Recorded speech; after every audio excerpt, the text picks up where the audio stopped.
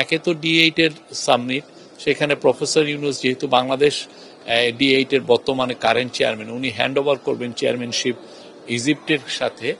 আর পুরো সামিটটা হবে, সামিটের ফাঁকে ফাঁকে যারা লিডার আসছেন এখানে তাদের প্রায় সবার সাথেই কথাবার্তা হবে। এটা বায়োলেটারাল মিটিং হবে। বায়োলেটারাল মিটিংগুলোতে একে তো বাংলাদেশের যে অভূতপূর্ব যে চেঞ্জ হলো সেগুলো নিয়ে কথা হবে, বাংলাদেশ কি চাচ্ছে, বাংলাদেশের ডেমোক্রেটিক ট্রানজিশনগুলো কিভাবে হচ্ছে সেগুলো নিয়ে উনি আলোকপাত করবেন। অ্যাট দ্য সেম টাইম বাংলাদেশের ওনার যে ফিলোসফি সেটা হচ্ছে যে মাল্টিলেটারাল যেগুলো মানে রিজিওনাল কোঅপারেশন রিলেটেড যতগুলো ফোরাম আছে সেইগুলো ফোরামে উনি আসলে বাংলাদেশের একটা শক্ত প্রেজেন্স চাচ্ছেন, শক্তভাবে যেন বাংলাদেশের ইন্টারেস্টগুলো তুলে ধরা। এই জন্য দেখবেন যে উনি সার্কের রিভাইভালের কথা বলেছেন, আসিয়ানের জয়নিং এর কথা বলেছেন, বিমস্টেকে উনি আরো সতেজ প্রেজেন্সের কথা বলেছেন, এবং এখন D8 উনি একই যাতে এখানে আসলে যেটা হয় যে D8 অনেকগুলো মেজরিটি মুসলিম নেশনগুলোর এটা একটা ফোরাম, সেখানে বাংলাদেশের অনেকগুলো কথা আসবে, বাংলাদেশের তাদের সাথে ট্রেড সম্পর্ক বাড়ানোর চেষ্টা করছে।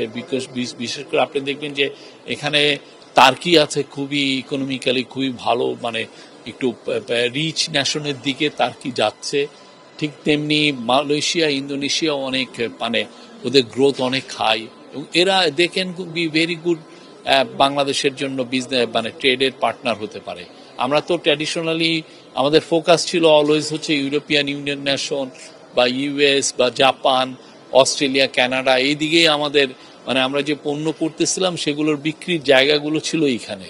তা আমরা এখন আসলে নতুন মার্কেট খোঁজারও তো একটা চেষ্টা আছে, সেই চেষ্টায় এই কান্ট্রিগুলোর সাথে যাতে আমরা সম্পর্ক কতটা ভালো করা যায়, তাহলে দেখবেন যত সম্পর্ক ভালো হয় তত ট্রেডটাও সেভাবে গ্রো করে।